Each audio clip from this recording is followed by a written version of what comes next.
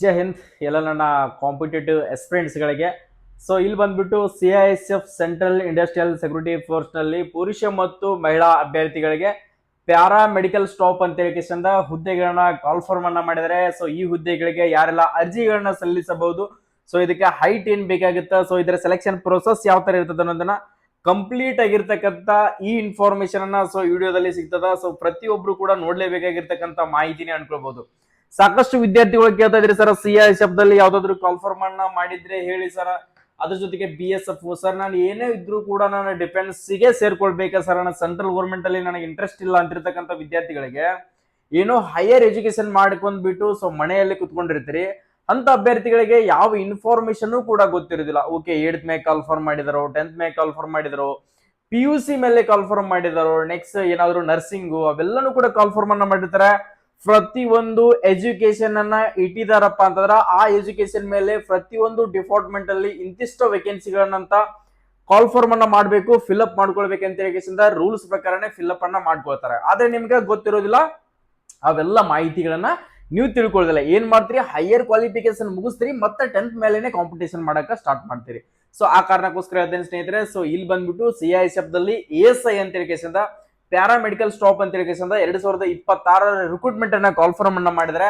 So ಈ ಹುದ್ದೆಗಳಿಗೆ ಯಾರೆಲ್ಲ ಅಪ್ಲಿಕೇಶನ್ ಗಳನ್ನ ಹಾಕ್ಬೇಕು ಅನ್ಕೊಂಡಿದ್ರಲ್ಲ ಅಂತ ವಿದ್ಯಾರ್ಥಿಗಳು ಅಪ್ಲಿಕೇಶನ್ ಗಳನ್ನ ಸೊ ಪ್ರತಿಯೊಬ್ರು ಕೂಡ ವಿಡಿಯೋನ ನೋಡ್ಲೇಬೇಕಾಗಿರ್ತಕ್ಕಂಥದ್ದು.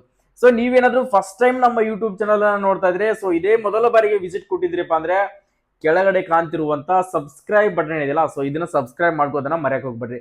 ಸಾಕಷ್ಟು ಜಾಬ್ಗಳು ಕಾಲ್ಫಾರ್ಮ್ ಮಾಡಿರ್ತಾರೆ. ಸೊ ಪ್ರತಿಯೊಂದು ಅಪ್ಡೇಟ್ ಗಳನ್ನ, ಇನ್ಫಾರ್ಮೇಶನ್ ಗಳನ್ನ, ಎಕ್ಸಾಮ್ ಡೇಟ್ ಆಗಿರಲಿ, ಎಕ್ಸಾಮ್ ಸಿಲೆಬಸ್ ಗಳಾಗಿರ್ಲಿ, ಫಿಸಿಕಲ್ ಇನ್ಫಾರ್ಮೇಶನ್ ಆಗಿರಲಿ, ಮೆಡಿಕಲ್ ಇನ್ಫಾರ್ಮೇಶನ್ ಆಗಿರಲಿ, ಸೊ ಎಲ್ಲನೂ ಕೂಡ ಅಪ್ಡೇಟ್ಗಳು ನಿಮ್ಗೆ ಈ ವಿಡಿಯೋದಲ್ಲಿ ಸೊ ಈ ಯೂಟ್ಯೂಬ್ ದಲ್ಲಿ ಸಿಗ್ತಾ ಹೋಗ್ತದ.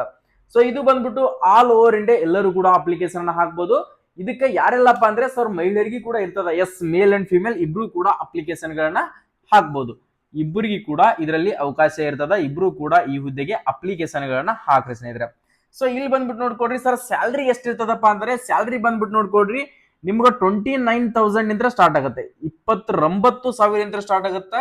ಸೊ ಟೋಟಲ್ ಬಂದ್ಬಿಟ್ಟು 92,000 ಮಟನು ಕೂಡ ನಿಮ್ದು ಸ್ಯಾಲ್ರಿ ಕೂಡ ಇದರಲ್ಲಿ ಇರ್ತದ.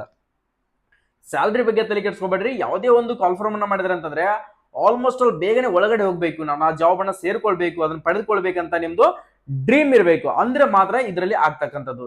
ಇಲ್ಲಿ ASI ಅಸಿಸ್ಟೆಂಟ್ ಸಬ್ ಇನ್ಸ್ಪೆಕ್ಟರ್ ಅಂತ ಹೇಳಿಕೆಸಿಂದ ಪ್ಯಾರಾಮೆಡಿಕಲ್ ಅಂತ ಹೇಳಿಕೆಸಿಂದ UR ಕ್ಯಾಟಗರಿ ಅವರಿಗೆ, ಜನರಲ್ ಅವರಿಗೆ 10 ವೇಕೆನ್ಸಿಗಳನ್ನ ಕಾಲ್ಫಾರ್ಮ್ ಅನ್ನು ಮಾಡಿದ್ದಾರೆ. ಸೊ EWS ಗೆ 1 ವೇಕೆನ್ಸಿ ಇದೆ, OBC ದವರಿಗೆ 4 ವೇಕೆನ್ಸಿಗಳು, SC ದವರಿಗೆ 2 ವೇಕೆನ್ಸಿಗಳು, ST ದವರಿಗೆ 1 ವೇಕೆನ್ಸಿ. ಟೋಟಲಿ ಬಂದ್ಬಿಟ್ಟು ASI ಪ್ಯಾರಾಮೆಡಿಕಲ್ ಗೆ 18 ವೇಕೆನ್ಸಿಗಳನ್ನ ಕಾಲ್ಫಾರ್ಮ್ ಅನ್ನ ಮಾಡಿದ್ದಾರೆ.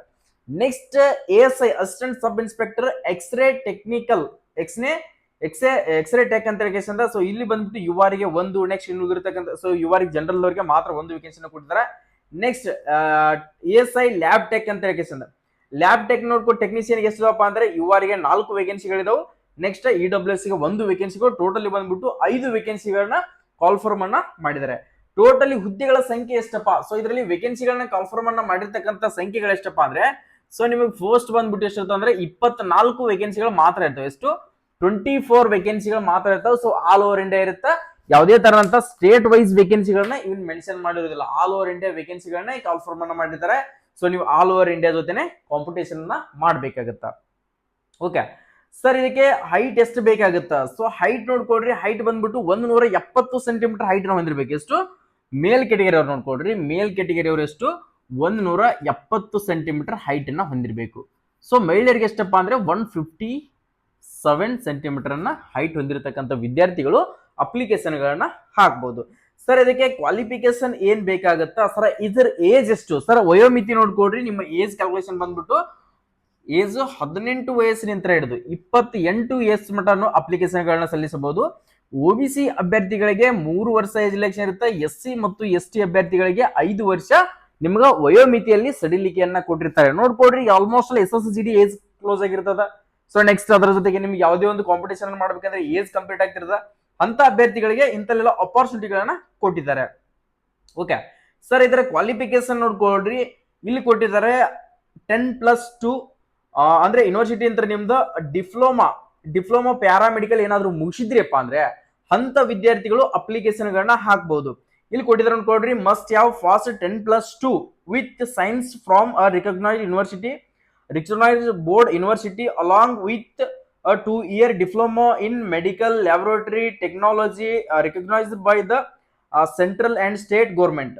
ನೆಕ್ಸ್ಟ್ ಅದ್ರ ಜೊತೆಗೆ ASI ಎಕ್ಸ್ರೇ ಟೆಕ್ನಿಷಿಯನ್ ನೋಡ್ಕೊಡ್ರಿ, must have passed 10+2 from recognised board university along with 2-year diploma radiography. Next radiography ಬಗ್ಗೆ ಏನಾದ್ರು ನೀವು ಮುಗಿಸಿದ್ರಪ್ಪ ಅಂದ್ರೆ ಅಂತವ್ರು ಎಕ್ಸ್ರೇ ಅಂತ ಹೇಳಿದ್ರ ASI ಎಕ್ಸ್ರೇ ಆ ಹುದ್ದೆಗೆ ಅಪ್ಲಿಕೇಶನ್ ಗಳನ್ನ ಸಲ್ಲಿಸಬಹುದು. ನೆಕ್ಸ್ಟ್ ASI ನೆಕ್ಸ್ಟ್ ಇದರಲ್ಲಿ ಬೇರೆ ಬೇರೆ ತರ ಟೋಟಲಿ 4 ತರದ ಹುದ್ದೆಗಳಿದಾವೆ. ನೆಕ್ಸ್ಟ್ ಎಕ್ಸ್ರೇ ಟೆಕ್ನಿಷಿಯನ್ ಅಂತೂ ಕೂಡ ಇದೆ. ಇವೆಲ್ಲದಕ್ಕೂ ಕೂಡ ಆಲ್ಮೋಸ್ಟ್ ಡಿಪ್ಲೊಮಾ ಫಾರ್ಮಸಿ ಆಗಿರಲಿ, ನೆಕ್ಸ್ಟ್ ಅದ್ರ ಜೊತೆಗೆ ಡಿಪ್ಲೊಮಾ ರೇಡಿಯೋಗ್ರಫಿ ಆಗಿರಲಿ, ಇಂತ ಮುಗಿಸಿರ್ತಕ್ಕಂಥ ವಿದ್ಯಾರ್ಥಿಗಳು ಅಪ್ಲಿಕೇಶನ್ ಗಳನ್ನ ಹಾಕ್ಬಹುದು. ಸರ್ ನಾನು ಡಿಪ್ಲೊಮಾ ಮೆಕ್ಯಾನಿಕಲ್ ಮುಗಿದಿದೆ, ಸರ್ ಸಿವಿಲ್ ಇಂಜಿನಿಯರಿಂಗ್ ಮುಗಿದಿದೆ, ನಂದು ಎಲೆಕ್ಟ್ರಿಕಲ್ ಮುಗಿದಿದೆ ಅಂತಿರ್ತಕ್ಕಂಥ ವಿದ್ಯಾರ್ಥಿಗಳಿಗೆ ಅವಕಾಶ ಇರೋದಿಲ್ಲ. 12ನೇ ತರಗತಿ ಮೇಲೆ ನೀವು ಡಿಪ್ಲೊಮಾ ಏನಾದ್ರು ಫಾರ್ಮಸಿ ಅವನ್ನೆಲ್ಲ ಮುಗಿಸಿದ್ರಿಪ್ಪ, ಪ್ಯಾರಾಮೆಡಿಕಲ್ ಏನಾದ್ರು ಮುಗಿಸಿದ್ರಿಪ್ಪ ಅಂದ್ರೆ ಅಂತ ವಿದ್ಯಾರ್ಥಿಗಳು ಅಪ್ಲಿಕೇಶನ್ ಗಳನ್ನ ಸಲ್ಲಿಸಬಹುದು. ಇದು 10th ಬೇಸ್ ಮೇಲೆ ಇರೋದಿಲ್ಲ, PUC ಮೇಲೆ ಇರೋದಿಲ್ಲ. ಡಿಪ್ಲೊಮಾ ಫಾರ್ಮಸಿ ಎಲ್ಲ ಮುಗಿಸಿರ್ತಕ್ಕಂಥ ವಿದ್ಯಾರ್ಥಿಗಳಿಗೆ ಅಂತವ್ರು ಮಾತ್ರ ಈ ಹುದ್ದೆಗೆ ಅಪ್ಲಿಕೇಶನ್ ಅನ್ನ ಸಲ್ಲಿಸಬಹುದು.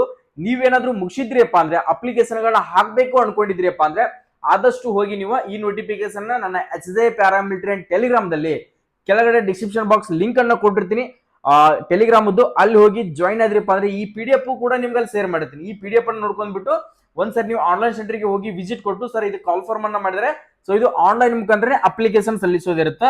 ಕೇವಲ 100 ರೂಪೀಸ್ ಮಾತ್ರ ಫೀಸ್ ಇರುತ್ತೆ. ಎಷ್ಟು ಫೀಸ್ ಎಷ್ಟಿರುತ್ತಪ್ಪ ಅಂದ್ರೆ ನಿಮ್ಗೂ 100 ರೂಪೀಸ್ ಮಾತ್ರ ಫೀಸ್ ಇರುತ್ತೆ. ಸೊ ಅಪ್ಲಿಕೇಶನ್ ಅನ್ನ ಹಾಕ್ಬೇಕನ್ನುವಂತ ವಿದ್ಯಾರ್ಥಿಗಳು ಹೋಗಿ ನೀವು ಅಪ್ಲಿಕೇಶನ್ ಗಳನ್ನ ಸಲ್ಲಿಸಬಹುದು. ಬೇಕಾದ್ರೆ ಇಲ್ಲಿ ನನ್ನಂತಲ್ಲಿ ಇರ್ತಕ್ಕಂಥ PDF ಅನ್ನ ನನ್ನ ಟೆಲಿಗ್ರಾಮ್ ದಲ್ಲಿ ಕೂಡ ಶೇರ್ ಮಾಡಿರ್ತೀನಿ, ಹೋಗಿ ನೀವು ಚೆಕ್ ಮಾಡ್ಕೊಡ್ರಿ. ಮತ್ತು ಪ್ರತಿಯೊಬ್ರು ಕೂಡ ಸಬ್ಸ್ಕ್ರೈಬ್ ಬಟನ್ ಮೇಲೆ ಕ್ಲಿಕ್ ಮಾಡಿ ಸಬ್ಸ್ಕ್ರೈಬ್ ಮಾಡ್ಕೊಂಡು PDF ಅಂತ ಕಮೆಂಟ್ ಸೆಕ್ಷನ್ ದಲ್ಲಿ ಕಮೆಂಟ್ ಅನ್ನ ಹಾಕಿ. ಸೊ ನಿಮ್ಗೆ PDF ಕೂಡ ಅಲ್ಲಿ ಕೂಡ ನಿಮ್ಗೆ ಟೆಲಿಗ್ರಾಮ್ ದಲ್ಲಿ ಕೂಡ ಸಿಗ್ತದ. ಓಕೆ, ಎಲ್ಲರೂ ಕೂಡ ಆಲ್ ದಿ ಬೆಸ್ಟ್, ಒಳ್ಳೇದಾಗ್ಲಿ. ಈ ಮಾಹಿತಿಯನ್ನ ನಿಮ್ಮ ಬ್ರದರ್ ಸಿಸ್ಟರ್ ಯಾರಾದ್ರೂ ಮುಗಿಸಿದ್ರಪ್ಪ ಅಂದ್ರೆ ಎಜುಕೇಶನ್ ಅನ್ನ ಮುಗಿಸಿದ್ರಪ್ಪ ಅಂದ್ರೆ ಅವ್ರಿಗೆ ಕೂಡ ವಿಡಿಯೋನ ಶೇರ್ ಮಾಡ್ರಿ. ನಿಮ್ಮ ಹತ್ರ ಯಾವ್ದಾದ್ರು ವಾಟ್ಸ್ಆಪ್ ಗ್ರೂಪ್ ಗಳಿದ್ರೆ ಅವ್ರಿಗೆ ಕೂಡ ಗ್ರೂಪ್ ನಾಗ ಶೇರ್ ಮಾಡ್ರಿ. ಎಷ್ಟೋ ವಿದ್ಯಾರ್ಥಿಗಳು ಮುಗಿಸಿರ್ತಾರೆ, ಅಂತವರು ಕೂಡ ಈ ಹುದ್ದೆಗೆ ಅಪ್ಲಿಕೇಶನ್ ಗಳನ್ನ ಸಲ್ಲಿಸ್ತಾರೆ. ನೆಕ್ಸ್ಟ್ SLC ಬೇಸ್ ಮೇಲೆ, 8th ಬೇಸ್ ಮೇಲೆ, PUC ಬೇಸ್ ಮೇಲೆ ಯಾವುದೇ ಜಾಬ್ ಕಾಲ್ಫಾರ್ಮ್ ಆದ್ರೂ ಕೂಡ ಇನ್ಫಾರ್ಮೇಶನ್ ಗಳು ತಿಳ್ಕೊಳ್ಬೇಕು ಅನ್ಕೊಂಡ್ರೆ ಕೆಳಗಡೆ ಕಾಣುವಂತ ಸಬ್ಸ್ಕ್ರೈಬ್ ಬಟನ್ ಈಗಲೇ ಸಬ್ಸ್ಕ್ರೈಬ್ ಮಾಡ್ಕೊಡ್ರಿ. ಎಲ್ಲರೂ ಕೂಡ ಒಳ್ಳೇದಾಗ್ಲಿ. All the best. Jai Hind, Jai Karnataka.